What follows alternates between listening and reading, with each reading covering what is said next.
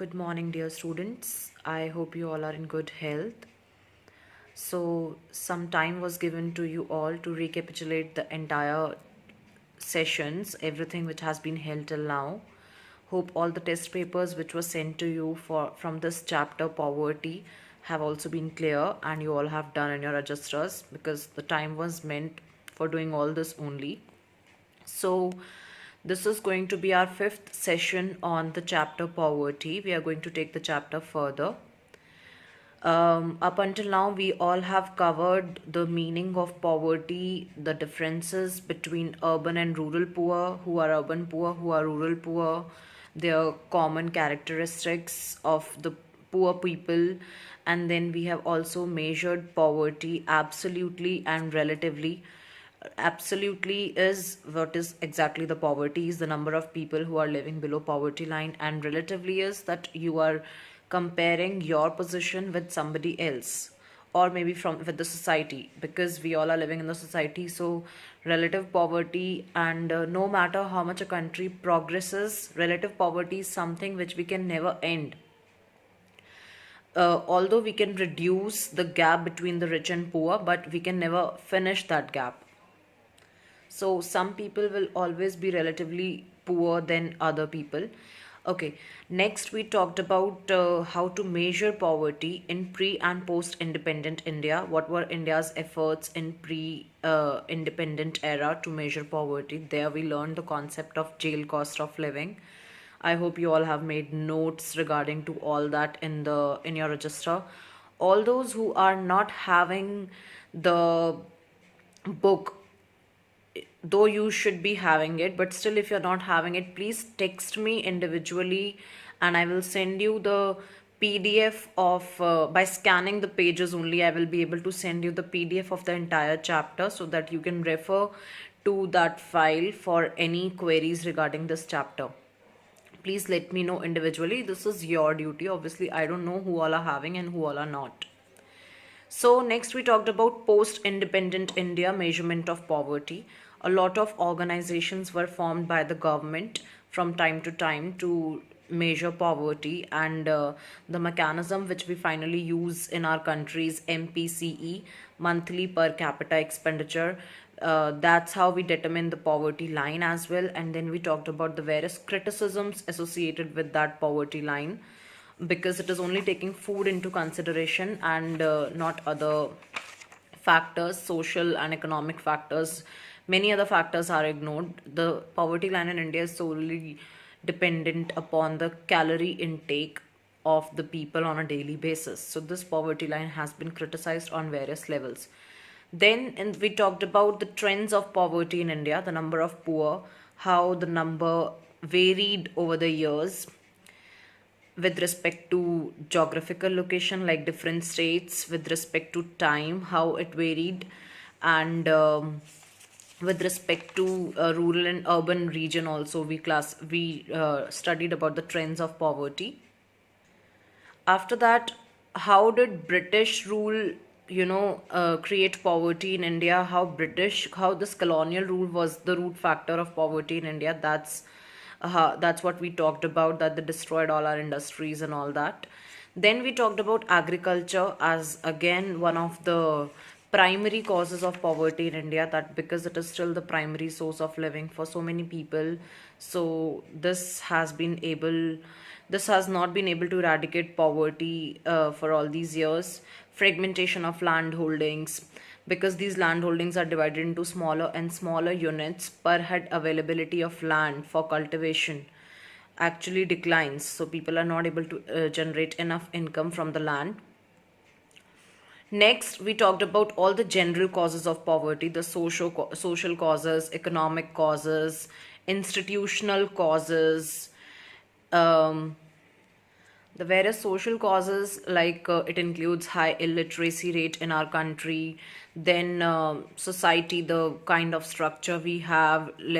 Economic causes includes the low level of economic development in all the sectors. Inequalities of income is also one of the economic causes. Level of unemployment is quite high in India. Indebtedness is one of the institutional causes of poverty. how the things are framed actually. Institutional causes, because these farmers are all living in debt traps, so this is one of the institutional causes of poverty. Population explosion is there. Our agricultural state of agriculture is very poor. Inflation is there. So all these include that the institutional and social factors, also economic factors, that mark the life of the poor. That was one of the questions given to you for the test also. So for this session, we are actually going to address poverty after studying the scenario of our country, the causes lying for poverty in our country. We are finally going to address these causes of poverty. What steps government has taken, what steps we on our levels as individuals can take. So let's begin with today's session. All the best. So we are at page 4.12 of our book, Indian Economic Development. It is very important to read line by line for this book. You really have to go line by line to understand the concept. Please do not skip lines here. Also important, they can ask one marker from any line in between. We will just see it how. Can you just see this line written in italics? Over the years, the gap between the rich and the poor in India has widened. Poverty is a multi-dimensional challenge for India that needs to be addressed on a war footing. So this line, poverty is a multi-dimensional challenge for India that needs to be addressed on a war footing. This is important. You can be asked to comment on the statement. So this is basically where you have to write the measures to remove poverty. We will be going to study some measures which are taken by the government in the chapter. So you can incorporate those measures in this answer for the comment of this on the statement. Rest of you can figure out yourself. And okay, so this is the topic we are going to take for today, 4.8, section 4.8, government approach to remove poverty. I talked about this in the last class, that government used a three-dimensional approach to remove poverty since we got independent. Like this also was given as a fill in the blanks in your test. The Indian question in the Indian Constitution and 5-year plans have always stated social justice as the primary objective of the development strategies of the government. All our 5-year plans and whatever is there in the Indian Constitution, they have always focused on social justice as the primary objective of the developmental strategies of our government. Government has always wanted to achieve social justice in the economy, in the country.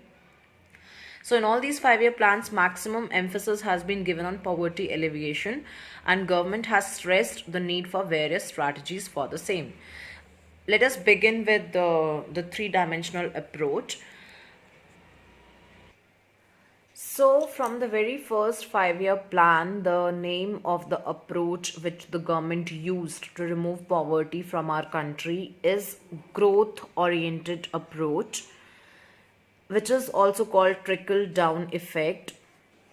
You will all have to make notes on this. So what is exactly growth-oriented approach? What does it mean? How government was, aiming at reduction of poverty through this approach? Okay, as the name suggests, growth-oriented approach, the approach was aiming at bringing economic growth in the country. Economic growth means just focus on production of more goods and services. As we produce more and more goods and services, it means our economy is growing, and government believed that when we will focus on growth in the country, the benefits of that growth would automatically reach down to the poor sections in the country. Okay, the benefits of growth would help in removing poverty from the country.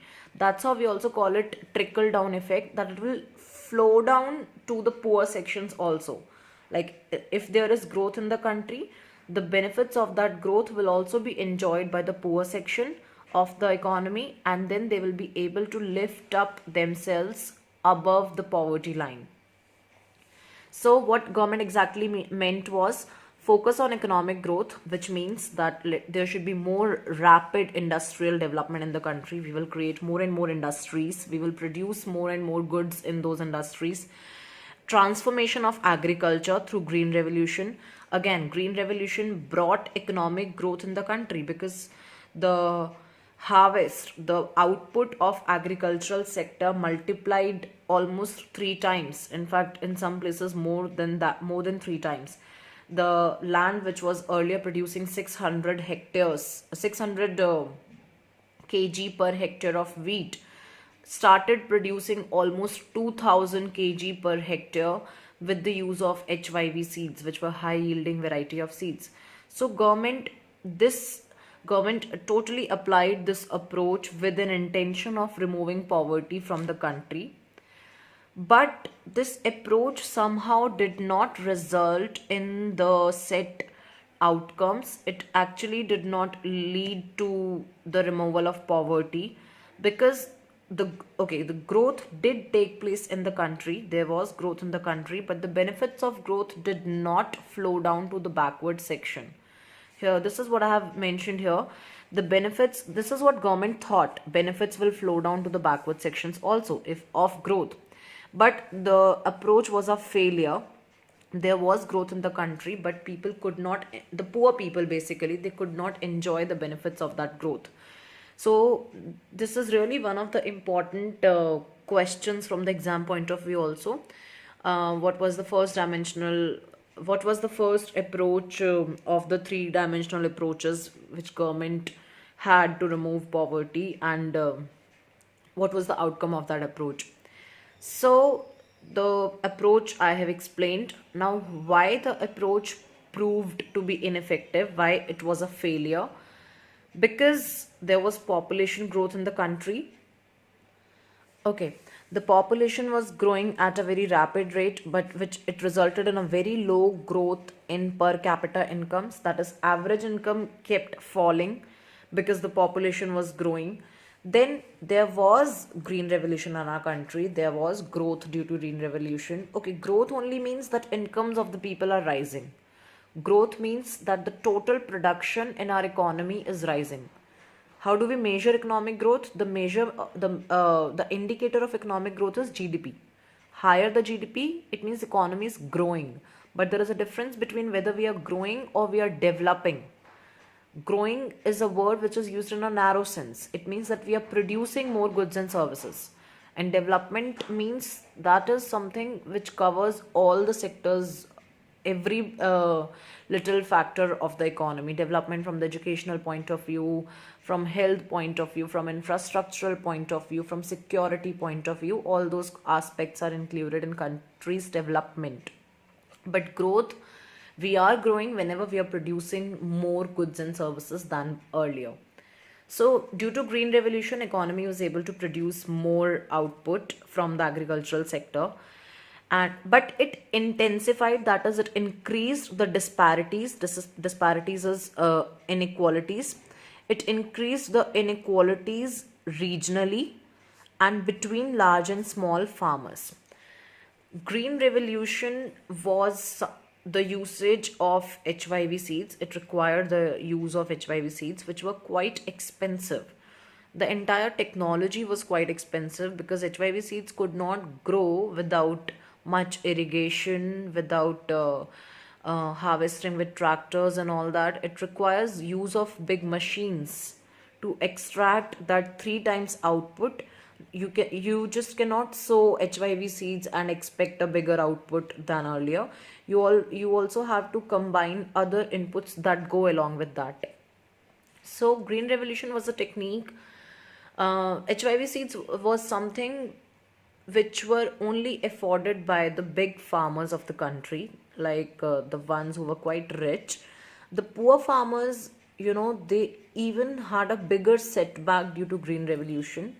So it was only observed initially, in the in Western UP, Haryana, wherever the rich farmers are existing, but actually it led to increasing the gap between the rich and the poor farmers, because poor farmers could not afford the technology and rich farmers were able to produce even larger than before. So again, the inequality levels only rose. So it did not solve the problem of poverty. It in fact led to more poverty among the poor farmers, because now the big farmers had even more surplus to sell in the market and they were growing with it. So it intensified, that is, it increased the inequalities regionally. Regionally also, like some states of the country were growing due to green revolution wherever there was good technique, wherever there was irrigation, and some states could not grow because of this. Like green revolution came in about 1968 1970s only. So initially it was a success in only some northern parts of India. Later only it spread to entire country. So there was huge regional inequality due to green revolution. Regional inequality means some regions are developing, some regions are left behind.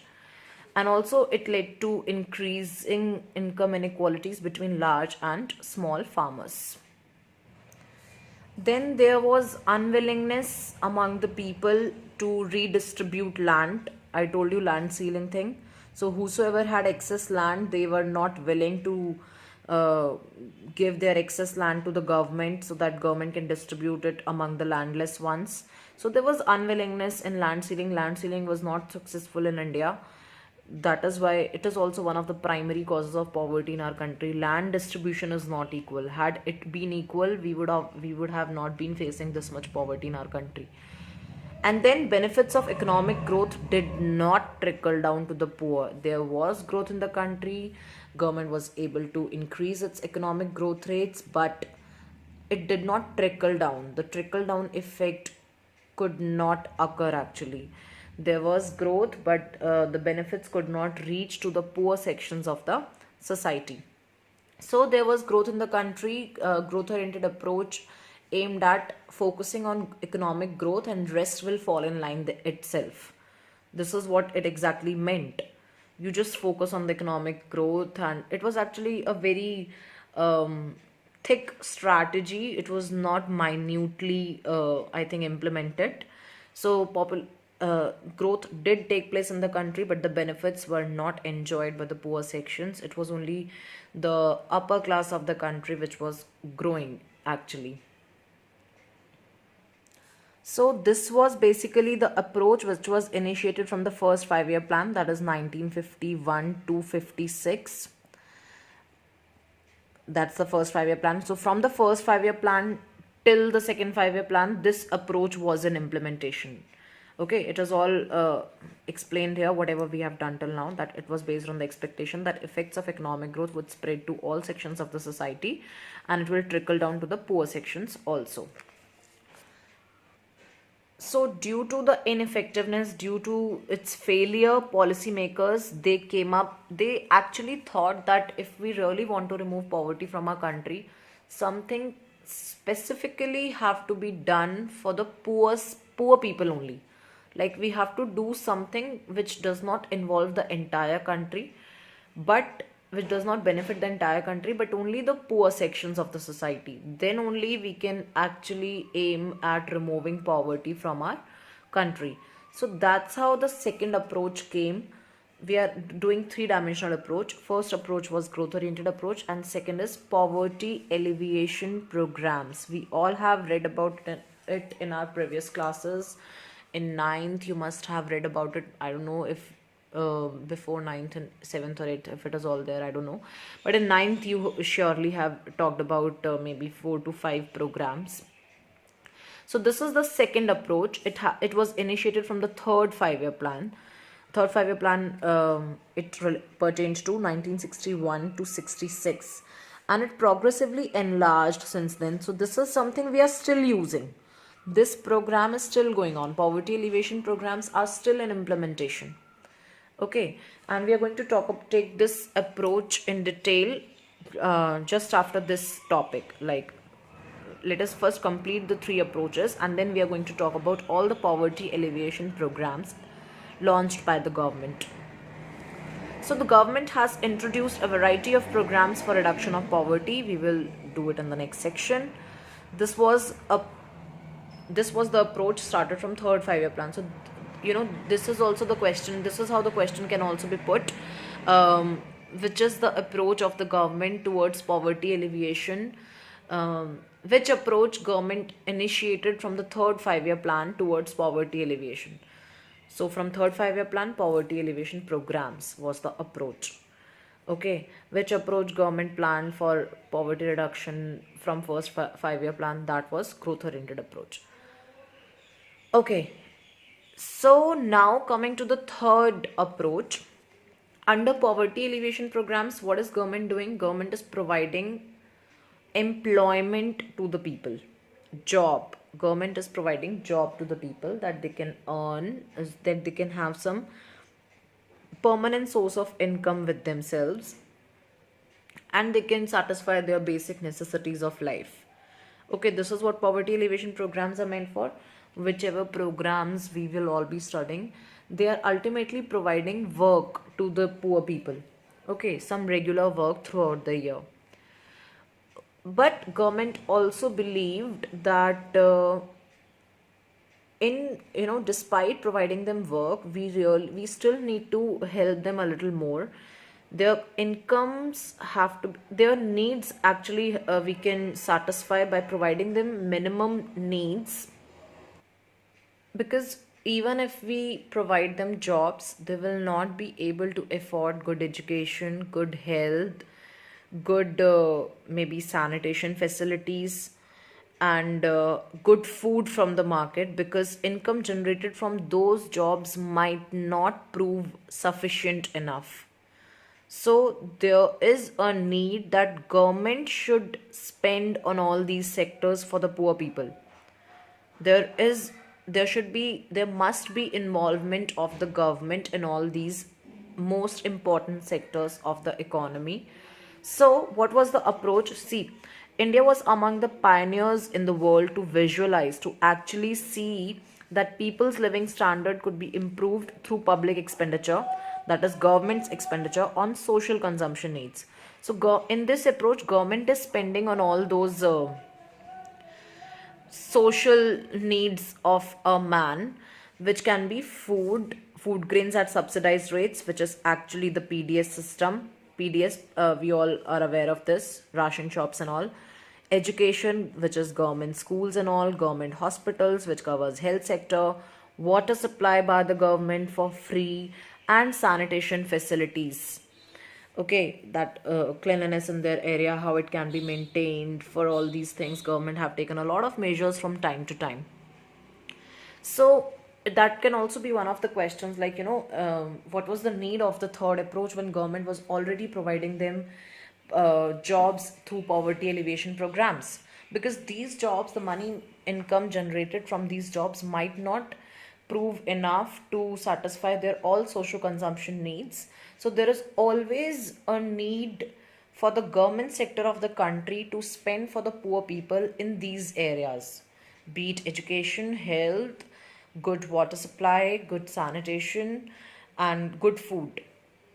So programs under this approach, they are expected to supplement the consumption of the poor.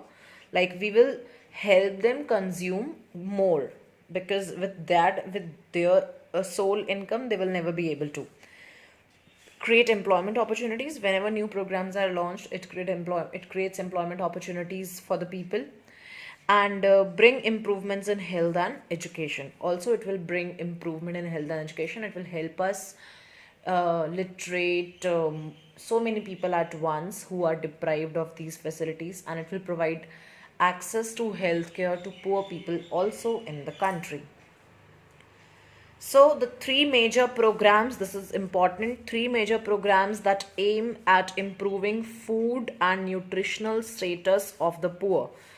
I repeat, three major programs that aim at improving the food and nutritional status of poor are PDS, Public Distribution System, that is providing food grains at subsidized rates to the poor people through ration shops, which are also called fair price shops. The explanation to these three programs is not, you don't have to do it. You just need to know the three programs. Second is Integrated Child Development Scheme. Okay, PDS, from time to time, many changes have been occurring in PDS. Let's not get into that. Integrated Child Development Scheme, that is ICDS, it was launched in 1975. It includes a lot of benefits for the children and their mothers also, like immunization, providing them good vaccine when they're born, their regular health checkups to better their nutritional status and all those things.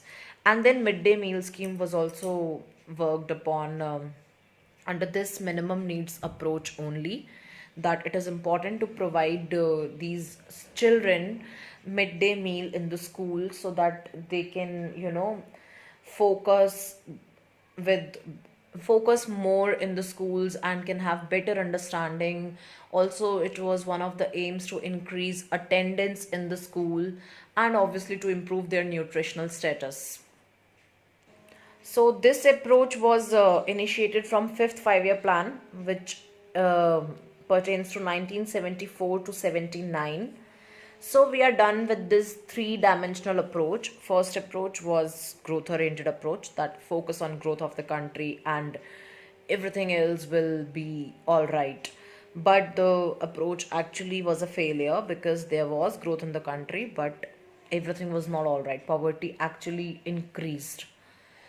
Okay, then poverty alleviation programs is the second approach, that if we want to actually reduce poverty from our country, something specially have to be done for the poor people. So government came launched a variety of programs from time to time which provide employment to the poor people. And then this third program approach, minimum needs program, that is, if we just provide them employment but not help them with anything else in the society, it will not be able to, you know, just improve their socio-economic condition. So it is important for the government to enter the market and provide good education, good food, good health, good sanitation facilities, and good water supply to the poor people, which helps to actually which helps them to consume more actually.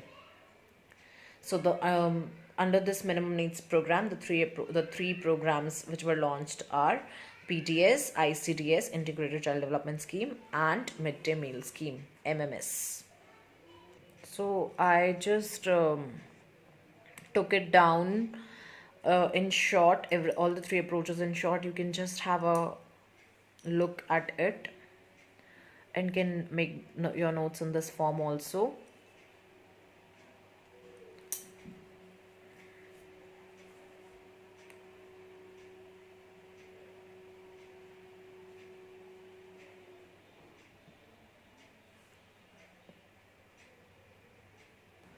Okay, let us now talk about the second approach, poverty alleviation programs, in detail. PAPs, short form. Poverty elevation is reduction of poverty. Okay, the programs are divided into two categories: self-employment programs, SEPs, and wage employment programs, WEPs. First of all, what are the two categories? What do they exactly mean? And how are they different from each other? Obviously, in class, we would have had a good interaction regarding all these programs and all. For now, let us just take it as it is. Self-employment programs, the name suggests, the name defines everything, that government will help people in their self-employment. Like they will be finding some work on their own, based on their skills, based on their little education, whatever education that they have received in their life, or even if they are not educated, if they possess some skills, let us suppose some stitching, some what else, some handicrafts making, then maybe mending shoes, or whatever skills a person possesses which can help him or her, you know, attain employment, start some work, maybe open some petty shop in their society, in their colony, in their area, and sell some little groceries, some general stores, some general departmental stores, some little petty shops which can provide them some regular income every month, every day, actually. So self employment programs, government here provides them help, and this help is actually financial help. Government will help giving them money so that they can start something on their own. They can be self employed, they are not working under anybody else, they're all self employed, and that financial help is in the form of bank loans. So actually, generally these poor people are never eligible to get bank loans because they are not able to put some collateral as a security, that they cannot assure the bank that they will be able to repay their loans. So government has specially come up with a lot of programs where it is providing them financial assistance in the form of bank loans at very low reasonable interest rates, which are lower than the market interest rates for those loans. The programs only target the poor section. uh, Not everyone can avail loan under these programs. So that's how the self employment programs are. And wage employment programs, they are like government will provide you work, like government will provide you job and you will be earning wages in return. Wages can be in cash, in kind. In kind means government might give you food crops for your labor services. Also, yeah, like food for work or maybe cash for your work. So here government will provide you work itself, and in return you will provide government your manual services, labor services, like some construction work in the country. Every time something or the other is going on, improvement of infrastructural facilities, some improvement in the drainage of some area, anything which requires manual work, manual unskilled labor. Obviously they are given some training for that, but again the work provided is all manual unskilled labor. So that's the difference between self-employment and wage employment programs. Under self-employment, government provides them money in the form of bank loans. Obviously, whenever they will start earning, they will be repaying the bank loans, but at a very small interest rates. And under wage employment programs, government is providing them wages. Government is providing all those who have no idea of being self-employed, they can register themselves under wage employment program. They can start, government will provide them work. Anybody who registers under these programs will be able to get work, and in return they will be paid wages for that. Like we have lakhs of daily wage earners in our country, so many of them are registered under all these lakhs of people are registered under these programs, both SCPs and WEPs.